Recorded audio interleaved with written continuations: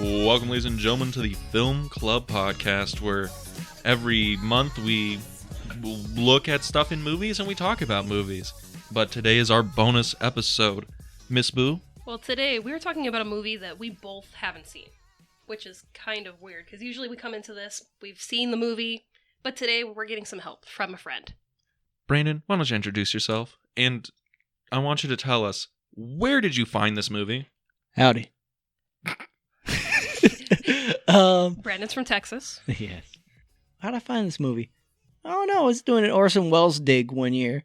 As you do. As you do. Every film nerd has to do at least one in their life. Yeah. I did a digging of Orson Welles, and this is the only one that's not talked about, so that's why I, watched it many a times. All right. And that movie is The Stranger, 1946. It's his third film? Third film, and this is 3 years after The Magnificent Ambersons, and this was essentially his version of a studio film. So I'm really curious about that, because Orson Welles has the reputation of the art house cinema Jesus God person. Pretty much he's made, Citizen Kane, Magnificent Amberson, F is for Fake, Chimes at Midnight. All of those are really like auteur driven. Yeah. Give me money and I'll do whatever I want. And this is his only pure studio film, or is there a few other ones? You have Touch of Evil, would be considered one, but this is like the main one where he gave up pretty much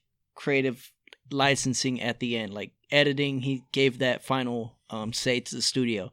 This was his way of being like, guys, I can work with you fellas. No budget. I got this. I don't think that really worked out for Orson Welles, right? No, because I guess what happened was at the end of the production, the studio backed out on giving him his movie deal. They were afraid the movie was going to make money, so they told Orson, hey, buddy, sorry about it. So studios have always been assholes, right? Wow. Who would have thought studios would have been assholes? But I'm going to let everybody know what the hell this movie is about. Yeah, break it down. Because odds are no one's seen this movie? Absolutely not. Absolutely not? Not a soul? No, it's on public domain, so there's not too many releases. All right, so here's the back of the box I wrote down. You actually found it? I found Wikipedia. It's okay. Basically the back of the box of the internet. I guess. So, The Stranger is a 1946 American thriller film noir directed and co-written by Orson Welles, starring Edward G. Robinson, Loretta Young, and Orson Welles. It centers on a war crimes investigator tracking down a high-ranking Nazi fugitive to a Connecticut college town just at the war's end. This film was nominated for the Golden Lion at the 8th Venice International Film Festival, and screenwriter Victor Trevis Vic received an Oscar nomination for Best Story. It may not have the prestige of Citizen Kane, but this film still shows Welles as a master of the cinematic craft. That's on the Wikipedia. They still have to mention Citizen Kane whenever they talk about Welles. What's funny about it is that the initial story was the writer, and then, as Orson does, he comes in and rewrites the entire story. So the guy got credit for Orson's story, although, because the Screenwriters Guild, the way the credits work with awards and shit. Whoever starts the script gets the credit. Exactly. Yeah.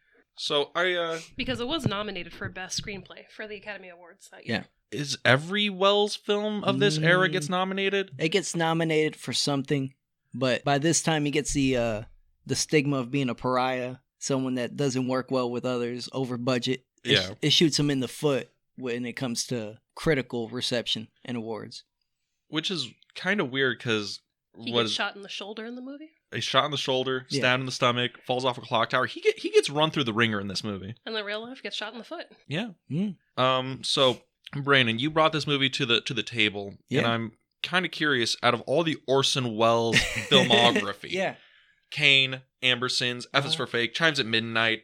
We could go on a little bit more. Yeah. Why The Stranger specifically? I think this is like the most accessible film of his. Yeah. Besides F is for Fake, this is his most accessible film. Because even things like Touch of Evil, which is supposed to be a little more studio, it's too artsy. This one you can just turn on for somebody. Somebody? Yeah, you can just turn on to somebody, and but after the last few times, I've kind of realized the story itself is the way he tells a story is very much feels more modern than movies of that era. The way he builds up the thrill, the way it's told, his character trying to hide the fact that he's a Nazi, and then when his wife finds out he's a Nazi, the way he manipulates her into believing, oh, I may believe in that, but really I'm not as big of a monster as you think I am because this, and this. Which I think that's the thing about Orson Welles that everyone can pretty much agree on is all of his films feel incredibly modern. They do not feel like they were made in the 40s or the 50s or whatever. They feel like they're 10 plus years ahead of their time. The only one that will get that stigma, like feeling kind of cliche, is Citizen Kane, but that's because it created all the cliches. Well, not created all of it, but it perfected a lot of them. Like, the cliches were there, but he kind of grabbed these pieces. He didn't know what he didn't know. And that's why, when your first movie is Citizen Kane, everything else will be judged to that. That's the cloud that hangs over his entire career is Citizen Kane. Yeah. Right? Definitely. But, Miss Boo, so is this your first Orson Welles film? I've seen Citizen Kane before. Long movie. Citizen Kane ain't that long. It's what, like 2 hours? Yeah, but the way that the story has been kind of copied throughout, that it feels, I've seen this before. Mm-hmm. I've seen all these the way it's shot before. It's been imitated so much that when you see the origin of all that imitation, it's like, what's so special about it? Yeah. But, Miss Boo, I wanted to ask you, what was your standout moment of The Stranger? Oh, I hope it's the same one I have. I wrote my favorite scene down, like, as it was happening. I'm like, this is so good. I hope it's the same one I have. All right. Because I'll be mad at Becky, because... You're going to be mad at me? Yeah. I mean, it's got to be the climax. It's got to be where she finally figures out he is bad. And it's just him, I was going to kill you. And you kind of ruined my plans. Okay. That's my second favorite. I'm not so mad at you. Okay. I'm also lining up with her on that one. I had a toss-up between that scene and my favorite. Mine was the bell tower finale, where it's that shot in darkness, and he starts begging. He's like, "It wasn't me. I was just following orders." And I'm like, "You are literally every Nazi in that moment." His character is supposed to be what is it? What's the Nazi doctor? It was like Mangala. He's supposed to be like a Mangala hybrid of some other Nazi higher ups. But that was my favorite, that whole climactic shot, because it's all like shadowy. He falls off the bell tower. It's super good. Yeah. But what is yours? It's not so epic as those, or as but it's when he's sitting down with his wife, right? And like all you see is the shot of her, and he's explaining to her why he isn't as evil as they say, and you just see his hands as he's Yeah. It's all just in movement and acting. His hands are in light still, whatever's shown still being lit. And then when he picks her up, he has that menacing dark shadow over his face. Got that kind of a little bit. Oh, that perfect silhouette. That perfect silhouette of like, hey, she thinks I'm all right, but really my intentions are all deep. That's just my favorite. Yeah. The movie is beautiful. There are so many like noir-y silhouettes, shadows being worked on in this movie. It's good storytelling. Because, it's like movies that we've seen now, Return of the Jedi with, Luke being in black the whole time, and then at the very end you get the flip of the collar and you see the light side in there. And that's what we get with him where, he's trying to be, I'm your husband, exactly. Trust me, love me. And you get that scene and it's just, he's the bad guy. And I want to say that's the first time you see him in like deep shadow the entire movie. Before, up until that point, it's either like, lightly shadowed, but for the main part, he's always in the light, because everyone's believing that facade of history teacher just happens to have a weird opinion of the Germans. I mean, even the murder is committed in broad daylight. Exactly. Also, that murder that he does, where it's his Nazi friend finds him, and it's a one take. It's like 4.5 minutes long of him just snuffing this man. Yeah, with his bare hands. Okay, so it's interesting because it releases in 46 or 47. Yeah. And it's right after the war, and he is already trying to deal with Nazis, the Holocaust, like the crimes of these men. Like, we see real Holocaust footage in the movie. And that's the first time it's ever used in a movie. Yeah. Which is wild, because we're still in hardcore production code stuff where you can't even show married couples in bed together, and they're showing Holocaust footage in this. Well, it was right after, when everyone's like, oh, the Nazis were kind of, fucked up Because those documentaries had just come out and people were starting to realize, oh, it was even worse than we initially thought. And those were probably reels that they would have seen in between double features of the Exactly. movie. So, if you're already showing it at the movies, why It not should put be it into a alright. movie? Yeah, it's more or less informational, I guess, would be the way they probably sell it to the production quote authority. Well, Brandon, so we talked about a lot about like the little bits and parts of the Strangers we like, but where do you want to go with this? I mean, you brought it to the table. I did. What is the thing you want to talk about? So this is my pitch about Strangers, right? Mm-hmm. I want to say it's more or less one of those old movies from old Hollywood that still, you can play. The storytelling elements are modern, even if you want to take it like the political aspect of hidden Nazis in society. Yeah. Even that. But the way it's just cut together, like it's the movie, Orson Welles movie I can turn on and kind of just not think about it. Just the way he wrote it, the performances, I love them all. Even the detective. Oh, Edward G. Robinson? He's great. He's great. I know it reminds me of something Dean would try to write and cast. Oh, that role. That role specifically. I loved Edward G. Robinson in this movie. I'm just so happy to see him. I really wish he was doing his gangster voice, being like, "Look here, see, you nasty." That's what I was waiting for. I'm like, he's not going to do the voice? No, he's a detective, not a gangster. I know, but when you see him, you always want to see that performance. Yeah. But he does a really good job in this movie. It's a great job. Everyone in this movie does a fantastic job. Yeah. It really blows my mind when you see Orson Welles as an actor and you're like, oh yeah, he's one of the most naturalistic actors of the 40s and 50s and not just a great director. And it's funny because I think this is one of the last films you get to see, skinny Orson. Yeah. This is like when Orson is like essentially the this would be equivalent. He's still in game shape. Yeah, he's still in game shape. Like give me an equivalent of today. Like young Orson would be the equivalent of Russell Crowe. Russell Crowe. Young Russell Crowe, just great looking. And then all of a sudden Food's good. Food's really good, especially man. Especially when you can get your own personal table at a wonderful restaurant in Los Angeles and have business meetings there every day. You become a plump fella.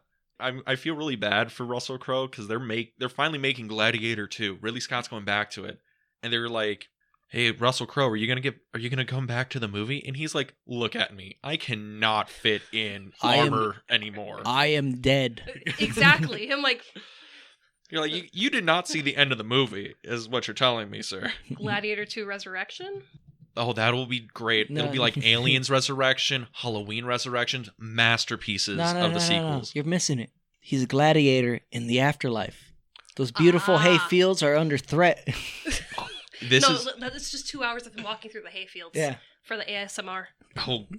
With the Man of Steel theme as he's walking through the hayfields. Okay, now I know that sounds ridiculous, but if Terrence Malick made that movie of Russell Crowe walking through a hayfield, it might get an Oscar nomination. It'd be the movie that killed the Western. Days of Heaven, I think it was? I think it was Days of Heaven or Gates of Heaven? Days of Heaven. Yeah. It is also weird thinking about it because it's like Orson Welles in the New Hollywood era, he didn't release anything crazy, F right? is for Fake. He had a short film that was funded by one of those foreign countries in Europe. One of those foreign countries over there. It's weird because he'll get a financing from a country's like cultural fund. That's how he would make his later films during the New Hollywood period. Like The Immortal, it's his only film in color besides F is for Fake, right? Besides that one, but like Other Side of the Wind. Okay.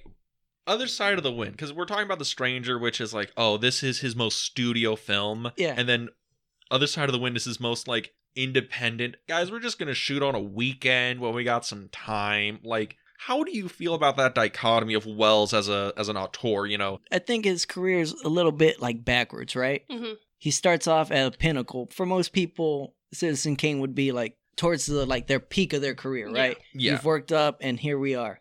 And he did it backwards. He did it kind of. I mean, he had training in theater, so he knew how to do storytelling, his radio stuff, right? And then he hit Citizen Kane because he doesn't know what's possible or what is. He doesn't know the rules, he's breaking them as he's going. The societal rules of film at that time. Like, he doesn't know it. And he has his cinematographer that's willing to, do anything. Like, what crazy ideas he can come up with. Yeah. And from there, he goes backwards, right? And he goes from polished to, like, sophomore. He's almost there. Then you get Stranger, which is like, if you flipped them, you see the arc. Like, oh, he's about to... He's ramping up to the masterpiece. And as he goes down, he gets more artsy. Like, he's a young filmmaker backwards, right? He's like, I have all these ideas now. I'm just going to shoot them, and it's in my head, and I'm going to make it a thing. Yeah, he starts as like the master studio director and evolves into the master independent filmmaker. Exactly. He goes backwards. Which is, a crazy thing to see, especially now. Like, back then, you're just like, man, Orson Welles, he's making those weird films again. Do you like Other Side of the Wind? I enjoy it. I mean, it's not a true Orson film, right? Because he never finished editing it, never finished shooting what he wanted to. Did he never finish? I thought he finished shooting it, but he never did any post on it. I think it's a little bit of both. Like, principal was done. There's still some secondary stuff. And then, some legal stuff with funding took the masters from him. I gotcha. And then I think after that, you get F is for fake, because he just wanted to make something quick. Get his name back out there to get more cash. And then nothing for like 10 years before he passed. Transformers. His actual masterpiece. His greatest performance. Again, I know it's hard to talk about like Orson Welles because he's on the Mount Rushmore, right? Weirdly, right? Because now he's been up there and so long that we kind of make fun of him because of things he does. The drunk champagne. Oh, I love that commercial. His weight. Brain from Pinky and the Brain. The Critic Show. He's become a parody of a great filmmaker. And now cameos on I Love Lucy. Exactly. And now it's kind of become this weird thing of we've mocked him so much now that I guess in a way his films kind of start losing credit, especially around like certain circles. He's become a joke in itself because the way a lot of the people that were making that content kind of grew up with Orson Welles at the end of his career. Fat Orson Welles, drunk Orson Welles. I'm going to show up to a commercial drunk, and then I'll dub my lines like a week later. Also, you go to any film school, and everyone's like, Citizen Kane, it's the best movie ever made, and everyone rolls their eyes because it's like a preconceived notion. It got to the point where like, oh, we're going to take Citizen Kane off a number one spot. Yeah. Because we're just so sick of hearing about how it's the greatest thing ever since sliced bread. That is wild to me how he has been like reassessed to the point where he's become a parody and now everyone's just kind of sick of talking about him. Yeah, it's like the Bible. You talk about it so much and it's just like, oh, we can make fun of every story now and not take it as seriously. I mean, it's also a stigma too where a lot of people are like, hey, he was able to hit, knock it out of the park the first time. So now all artists are like, okay, my product doesn't get me, their instant fame, instant fortune. And it's like, no, you don't get that every day. And that's what makes him special. He has two careers, right? He has studio career, and then he has the essentially pioneering independent filmmaking, funding your own project in an era where it was financially impossible to fund your own project. Yeah. Getting into tax trouble with the IRS because you're making money in other countries to fund your project, but not paying the government for them. In essence, he's a pioneer in both, but we kind of forget the latter part. Yeah. Like Chimes at Midnight is technically a self-funded independent movie. He paid for everything. What the fuck? Yeah. Wait a minute, Chimes at Midnight, that was all out of pocket? Out of pocket. Dude, that movie looks like it was like and it's one of the most expensive Shakespeare movies I've ever seen. And it's shot over 5 years. Wow. He was cutting everything in his head, shooting it, and kind of having to keep mental notes of it. So a lot of his projects were shot or intercut like years at a time. Okay. Now, kind of back to The Stranger on that note. Yeah.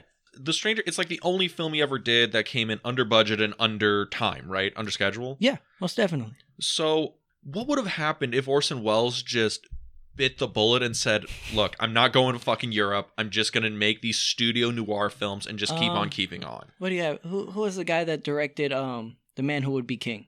John Huston? John Huston. He'd have a John Huston career. I mean, that's not a bad career. Yeah, I mean, if he had played, if he played ball. So you kind of see there is someone John Huston, like he directed films for a studio and then he got his. Orson Welles, I guess, after Kane, after Ambersons, it's expected for him to be like, I'm tired of this. Yeah. I played ball with you guys once. Strangers. Good movie. Yeah. Really good. It made its money back. It's the only film financially successful he ever made. And surprisingly, his least favorite of his films. because he had no control of it. Yeah. You know, he signed over control in order to direct it. And then he got promised what he got promised with RCA when he made Kane, and they took that all back. And so if I was him, I'd be like, fuck it. Like, I'm gonna just make shit for myself now. And also, like, with The Stranger, like, there was, like, 30 minutes chopped out of the movie. Yeah. So that's why, like, some of the things, like the, the weird plot about the clock. Yeah. That's kind of taken out because in his script, Nazis and clocks, all that, the connotations there. But with the editing, they're like, no, it's a noir. Now it's going to become a thriller halfway through the movie. Meanwhile, he can't stop fixing clocks. Can't stop fixing clocks. It's we need a little bit of context. I gotta fix the problem. Yes. I think I have a final solution. Jeez. Okay. Well, here's the thing, because I picked up on the whole clock thing of he's trying to like rebuild his like own fascist Nazi ideology in America. I mean, he's working at a boys' school, right? And he's like, if I can just twist these young minds over, I will create the Fourth Reich, and then he'll finally get a German accent. You see it in the way when we actually get to see him open a lesson, right? Yeah. This is already like a quarter of the movie in. Just by the way he talks about I can't remember the figure, but he gives a Germanic name. Rather than the most common name. He introduces it as a Germanic name with the Germanic history as a way of like, we're going to kind of slowly, and then his buddy comes in and kind of fucks it all up for him. Because when we first see him, all the kids, they love him. They want to hang out with him. And he's like, yeah, I'm getting married in a few hours, but maybe afterwards I'll come out and play. We'll go run through the woods. And it's like, wow, they really love this guy. And he's feeling good marrying a Supreme Court justice's daughter. That'd be weird if he was marrying his wife. If anyone can do it, Orson can. I've heard on more than one occasion people being like, Orson Welles, young Orson Welles, he could get it. Yeah. He's a beautiful man with a deep tenor voice. He's a good-looking guy. It's the voice, really. The voice sells it. Yeah. I mean, he was married to what? Who was it? Rita Hayworth. Rita Hayworth. Which, bro. There you go. Orson can pull. He can sing. He can write. Man could probably cook as the weight determined later on. I mean, he's what every big guy with a fedora wants to be, actually. Oh my god. Orson Welles was the first neckbeard. No, he wasn't a neckbeard. Are you sure Have you seen the women that man pulled in his fat age?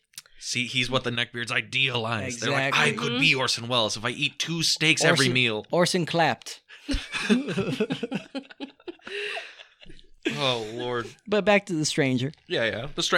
We kind of meander around it. Yeah. It's there. Because Orson, you talk about an Orson Welles movie, you end up talking about Orson a lot, right? Yeah. Even with Citizen Kane, you talk about Citizen Kane, you can blow through it because everyone knows. Look at the angles, look at that. Like, I feel like this is his most, like, he was pretty much accurate with everything in this movie. Like, he thought of something, we're shooting it the most simplistic way. We're going to do this, this, and this. I felt like this was his most Orson Welles movie. In a way. It's like, there's Orson Welles being Orson Welles. Yeah. Directed by Orson Welles. Orson Welles is being Orson Welles, a hiding Nazi. Yes. Oh my God. Very accurate to the man. But no, yes, Orson Welles, but he found a way to make it fit into something that's more digestible than his other movies where he would have more reign over, not whether over it would get released, but when he was making it, he had more reign over that. But this kind of felt like he found a way to make himself digestible for everybody. Do you think Orson Welles is hard to get into? Oh, yeah. Really? Oh, yeah. Really? Absolutely. I don't think he's that hard when you to get watch into. Citizen Kane, was it a drag? It was a drag. It was a drag. But I mean, it also took me a long time to finally break down and watch the movie. I mean, was I impressed? Bless you, Dylan. Blessed. Hashtag blessed. Dylan's been hiding in the corner the whole time. I didn't hear you, so sorry. Us. Bless you. Whole time. It's been beautiful. Dylan is the stranger of the podcast. Thank you. So yeah, Orson Welles. He's not a Nazi, though. Not a Nazi. No. Well, I don't know. He's kind of looks a little German there. I'm too chocolate to be a Nazi. They didn't like my kind. Their music would say otherwise. German chocolate, bro. They like that shit. Is that a real thing? Yeah, Germans love chocolate. Yeah. I'm pretty positive Nazis didn't like black people. Are you sure? I know they didn't like Jewish people. Well, black people were above Jewish people, actually, in Nazi Germany. That doesn't mean they like us. I mean... They liked you more? More than the... Yes.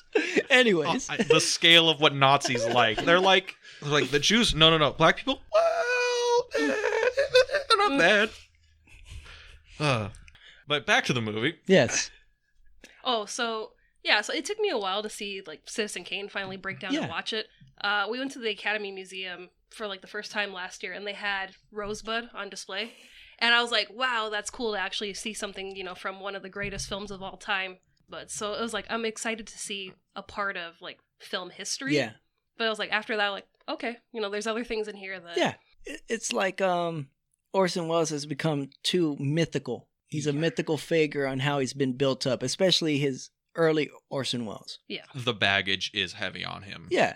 Like to get into Orson Welles, oh fuck, Citizen Kane. And you watch the opening scene, perfectly executed, but a drag if you don't give a shit about movies. I feel the same way about Kurosawa, to be honest. It's like, man, I gotta watch Seven Samurai. That's the masterpiece, and it's 3 hours long. But so that's the thing, right? Like when I started watching, same thing with Kurosawa, I was always, you know, Seven Samurai. So you got to find the film that more or less can be your entryway, this is what The Stranger is, right? With Kurosawa, you want to watch his wartime dramas. My best entry for Kurosawa, I found, was Yojimbo. That's a good one. Because again, I like westerns, and that one feels so like, you know, the gunslinging western that Leone stole from, and then Leone got sued for stealing it. Yeah. But like for Orson, it'd be The Stranger. It's digestible. It's shot like an Orson Welles movie. Long takes, lit to perfection. Lighting is important. The acting's always on point. They're also edited in a way that never feels feels cheap. He's never cutting away to nothing. Yeah. Every shot has a purpose. Mm-hmm. It's telling something. There's something in the scene that's always going on. At least inform you of the story. Like whether it's little backstory pieces or pushing it forward. And that's what The Stranger does well. And maybe that's because it was cut by the studio. Like it's that perfect, you know, mixture of, all right, Orson did his thing, and now we're going to find a way to make it digestible and not rip it up. It's not like David Lynch movies where the scene will just keep going and going. And I'm just like, Inland Empire. Everything I love. Inland Empire. Okay, Inland Empire was a little much. I think I fell asleep twice during that showing. I know you fell asleep at one point during it. I tried. Didn't all three of you guys fall asleep? At one point, all three of us were asleep during Inland Empire. I guess for people who don't know, so Inland Empire is a 3-hour David Lynch film he shot on DV cam over like a year, right? It looks horrible in that 4K restoration. You can count the pixels on the screen. But Dylan, I think we've made better looking films. You can take pride in that. We've made better looking films than David Lynch's Inland Empire. Yeah? Terry Crews isn't in it, but we've made better looking films. Oh, God. But yeah, that movie is... If we're talking about a slog and a hard entry point, Inland Empire is the deep end of the David Lynch pool. That's like, hey, I don't really know how to swim yet, but I'm going to just like dive off of a 30-foot, you know, board and go in. Yeah. Oh, really? Oh, yeah. I think we all do that. Just hop in. Yeah, I could do this. Yeah, so like Citizen Kane would be that. Stranger's entry point. I would say The Trial would be a middle point. I have not seen The Trial yet, but I so want to. I found a copy one time in the worst quality ever, but I watched it. It's really good. It's Anthony Perkins, right? It's probably his second or third best film. Anthony Perkins' second or best like performance. Wow, okay. Yeah, but it'd be right under Psycho 2 and Psycho. You like Psycho 2 over... Well, for Perkins' performances, performance, right? yeah. Because it's not just murderous Perkins. It's redemptive Perkins in number 2. Like, you see more of an arc, right? You see more of an arc. You get a trial in it. You see villainy come from a good person in the movie. So, like, you get to see more than just, Mama, Mother. You get to see the real conflict of where he's gotten help and he knows. goes back to the source of his trigger. Exactly. And it's like, you know, he's getting pushed, but you could see that he's really trying to resist and trying to be more human. Yeah. I told you gotta watch Psycho 2, Psycho 3, I think you might, Psycho 4. Okay, you can watch Psycho 2. I like how when she said Psycho 4, you recoiled in like disgust. Psycho 3, it's manageable. Yeah. You know? But Psycho 2, I think Dean might like Psycho 2 more than Psycho 1, to be honest with you. I mean, I'll give it a shot. Yeah. I know you have all the movies. I know Perkins directed one, right? I think so. I think he directed 4. Yeah, and that's probably after 2. That's probably the best movie out of the final. Mm-hmm. Yeah. Okay. Yeah, I'll probably end up giving it a shot. You should. I think you might like 2. It's more Dean speed, I think. Yeah. It's also interesting to see everything in color. Yeah. I like how you're all like, it's more Dean speed. I'm like, is that a good or a bad thing?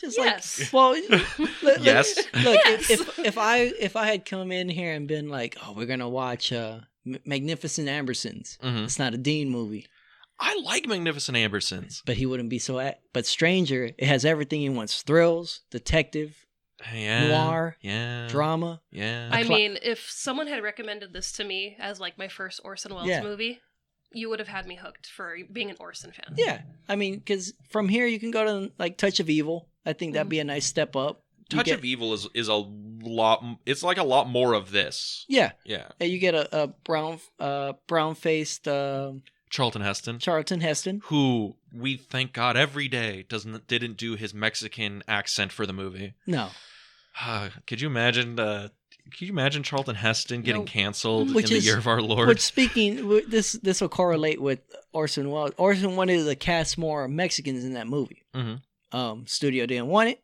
Mhm. But for a Stranger, the detective role, and you see this in a bit in the beginning, the way it's cut, like the first 10 minutes. Mhm. He wanted the detective to be more a female.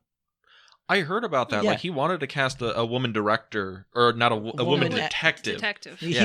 He wanted Believe to be me, director. Orson Welles will not leave the director's seat for no man or woman. But yeah, he wanted to have a woman, and you see that in the beginning when you see the woman following The wife of the detective, right? the wife of somebody. Yeah. It's not clear on who it is, but Because they recut the first like 20 minutes or something Yeah, like it's that weird. to like truncate a lot of those two characters Yeah. and make it way more vague. yeah, and you can tell Orson's initial idea of having a woman be the detective is Mhm. still there. Just by the way that scene's shot, like the way he was shooting her, like, oh, she's gonna be a big reveal, and Mm-hmm. to turn out, oh, she's gone. Yeah. Like, oh, my wife is following her now. Don't worry. And have the script flipped where, the man's being followed instead of the woman being Yeah, followed. exactly. And she's very confident, and you're like, well, what did this guy do? Yeah. And I think it's kind of smart the way that they started this movie where he just looks incredibly nervous and he's repeating his story over Yeah. and over, and you kind of get that anxiety like, they're going to catch him when he gets to that border check. What's going to happen? And nope, Nope. the Makes it man who through. did him in was Orson, which is a crazy scene to watch him. Strangling Strangle his a like man. Nazi friend. I mean, especially when they get down, kneel down to pray. Yeah, And, Orson's just like, yeah, Mhm. body in Christ, and let me just strangle you to death Yeah. quietly. And it's Which- just like, what? in the scheme of, you forget that he murders, because then he also poisons the dog. yeah. Yeah. So fucked. Yeah, like you forget he's a doctor, and you Mhm. forget he's a Nazi until you start. Like he finds a way throughout the movie to be like, oh shit, I forgot. Mm-hmm.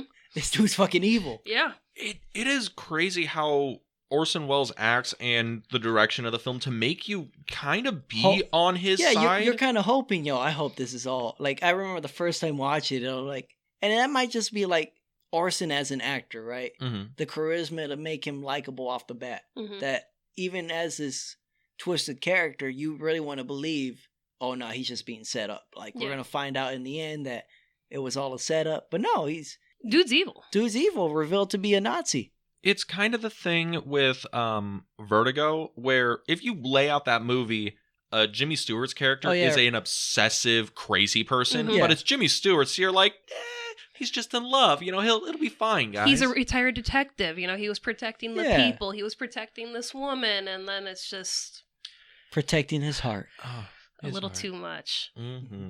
Woman, change your hair, your clothes. Like, no.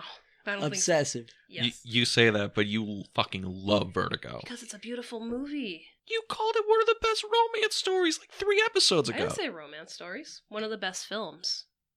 In preparation, I kind of, while at work yesterday, Yeah. I was listening to the last 2 months, Oh, thank wow. you. Thank you. and you Get did the say hype best up. romance. Did I? Yes. Wow. I got receipts, honey. It's But- okay. You're still going to buy me lunch after this. Yeah. But I think that's an interesting thing bringing it up is because Orson Welles is playing a evil human being. He's playing a Nazi, right? And you forget that throughout, whether it's the way he, the way he wrote the story and the way he's acting, it always moves to the back of your head. And we never see him as a romantic lead, even though he's getting married, he's a newlywed. We don't see this, beautiful relationship only to be tarnished by someone from his past coming. It's just, hey, he's the happy, school teacher. Happy-go-lucky. And he's manipulated this woman enough to where he doesn't show love, but she shows him all the love in the world. Yeah. That alone, as soon as we get like a hint of she follows whatever he says. He can always say something to make her like, oh, yes, dear. So it's a one-sided love that shows you his way of manipulation. Like he knows how to manipulate people into doing things they don't want to do, which again is, what the Nazis did. Goes back to his Nazi roots. Exactly. Where he's just, working her like a clock. Exactly. I'm going to tune you back and, okay, you talked a little bit too much. Nope, we got to bring you back down a little bit. I want to talk about her for a second because that's Loretta Young, right? She is really good in this movie. Oh yeah, perfect.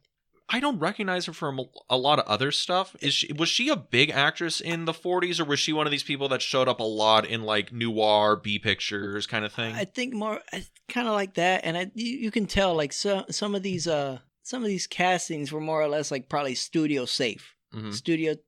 Edward G. Robinson is the big one here. Safe studio pick. We're going to get, a nice blonde studio pick. Not the Hitchcock blonde, but, Not the Hitchcock blonde. But a pretty blonde. A pretty blonde. That also has the thing where you got to shoot me from the left side. Popular of that era where, it's in contract only from this side. So I made sure to make a note of that watching the movie. Like, you see a lot of her one left. One side. I heard that Edward G. Robinson got pissy about it because he was like, no, that's my side. Yeah. You need to shoot me from my good side. Yeah. And they're like, Edward G. Robinson, look in the mirror. We need to make sure she looks good. There's not much we can do. But Loretta Young, we're shooting her from the good side. Yeah. And Robinson takes a beating in this movie. He does. Yeah. I think I was watching an interview with Orson where he's talking about it, and he said that she was less fearful than him to go up that ladder. Like, he was apparently a big chicken bitch, and he had to convince him by telling him about her being like, she's not afraid of it. Yeah. Look at you. There's the one shot in the movie that I thought, oh, that's like a forced perspective. That's not right. When she's literally like Orson Welles is picking her up off the ladder. Yeah. And it's like, that's a fucking 20-something foot drop. And he's just like, I got you, honey. I grew up on a farm in Wisconsin. I got you, honey. Just goes to show you, Orson, original Sigma male. Orson on that Sigma male grind set, The top G. The top W. It's top W for top Wells. Top O. Top O. Yeah, and it being a Wells movie, she knew they're going to be doing the scene over and over where, his first name was George, actually, now I think about it. Was his first name George? Yeah, Orson is his middle name. His middle name is George? Yeah. Orson George Welles. That doesn't sound good. Nah. Why do you think he just went with Orson Welles? Orson. But even she was like, you know what? If we have to do this again, you better drop me on the next take. And they're like, okay, that's the scene right there. We got it. So she knew. She's like, okay, I'm gonna go toe to toe with Orson, and it kind of helps if he's a Nazi in this movie. I think she was more going toe to toe with Edward G. Because Edward G. Robinson is at this time the bigger star. Yeah. Yeah, he had done Scarface at this point. He'd been like Little Caesar. He was a huge actor. And not only that, if you think about it, Orson's time in Spotlight is only 4 years. You get Citizen Kane, you get War of the Worlds, Citizen Kane, and then he kind of starts fading away. His like big Spotlight is kind of like this 4-year period, because by the time he gets to Ambersons, the studio's already like, all right, we got to get him out of here. And that's the thing, because he was really held on in Hollywood for so long because all of his movies were critically acclaimed. Yeah. But none of them like made money except Stranger. And it's like, okay, after One Bite of the Apple, and it's like, okay, he won an Oscar. Okay, that's fine. But he didn't make any money. Okay, whatever. Then the second bite, and they're like the same thing. I think they would have just kicked him to the curb at that point. And no, yes and no. Because they like the idea man of Orson. The man that can captivate you. They don't like Orson the director. Yeah. That's why, we need a director on this movie with no budget. Oh, like Touch of Evil, some of the later projects. Oh, let's get Orson here. He'll do it for cheap just because he wants to direct. I mean, originally they wanted John Huston for this, but John Huston had I don't even know what John Huston did besides this. Probably acting. Yeah. And then one of his films. It's like we keep bringing up Hitchcock, right? Yeah. Mm-hmm. Got two dudes, totally different paths. You got studio man Hitchy. Mm-hmm. Yeah. Big Hitchy, big fat fella like Orson. You Made got, 50-something films because he knew how to play ball. and guess what? Orson fucking hated every one of Hitchy's films. Mm-hmm. That's okay. I watched an interview with Quentin Tarantino, Mhm. and you would think, oh, Tarantino movie lover, whatever. He probably loves Hitchcock, and he fucking doesn't. hates the guy. Their main complaint, it's too formulaic. I heard too formulaic. I heard that Hitchcock, he played so much ball with the studio that all the teeth is like pulled out of him in Yeah. the third act and all that and all those things, which is kind of interesting because I think Hitchcock, I think most film people, critics just ordain him, well, he's the best director because he made all these movies and they're all pretty and they're all... They forget his last part of his career. Yeah. Well, the post-Birds part of his career. I think his first bad movie is The Birds, by the way. I'm not a fan of The Birds. I think if you compare it to his filmography, it's bad. But if it's just, hey, Birds, it's a good movie. Yeah, It's I alright. get it. Yeah, Put it's on. all right. It's a little ridiculous. You know, Dylan's real. a big fan of the Birds. He plans to make a film called Rats. Oh, I can't wait. Can I be involved? Stay away. Stay away. But yeah. Is there anything else you wanted to hit on about The Stranger? The Stranger. Which is a fucking great title, by the way. Yeah. I mean, I think the one thing I'd like to mention is that, like, you can't get into Orson Welles with any other movie but this. This is the only entry point. And that's why I've kind of learned watching movies now. You can't start people on Lynch with Eraserhead. Yeah, sometimes the best way... Really? I mean... Really?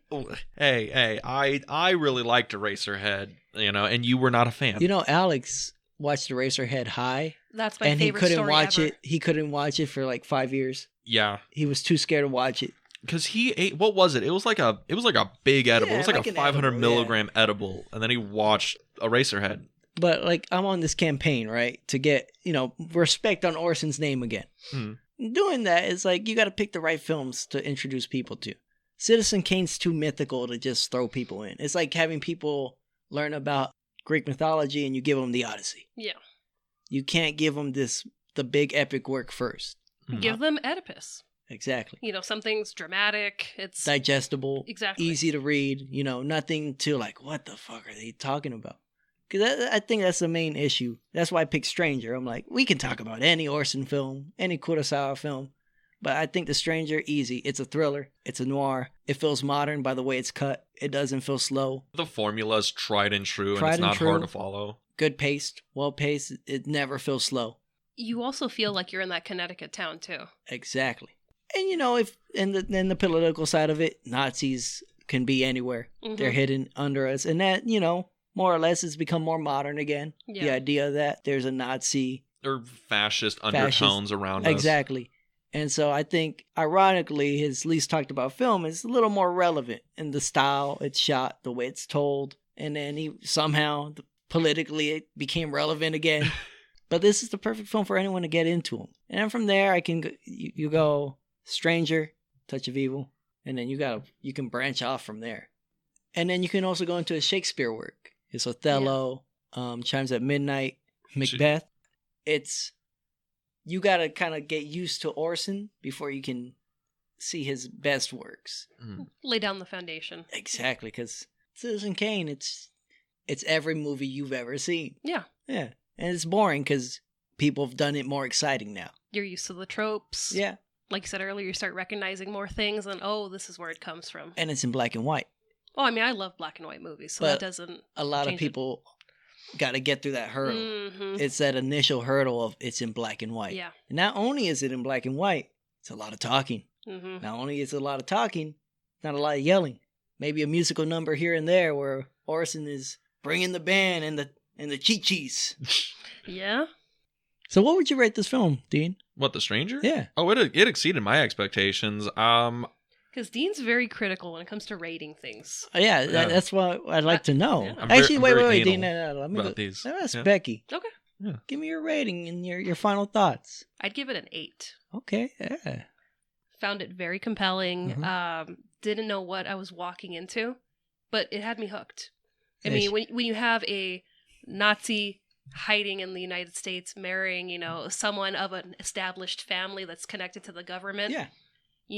There's going to be some issues, but just to see the switch of his character and who he goes back to prior to entering the States Yeah. is just astounding. That is so ingrained in his character that he can't be this happy husband. He is this sadistic man. It's just a mask. Yeah. A mask that he found a way to put on, but it slowly keeps slipping off again. Yeah. I think I would agree with you.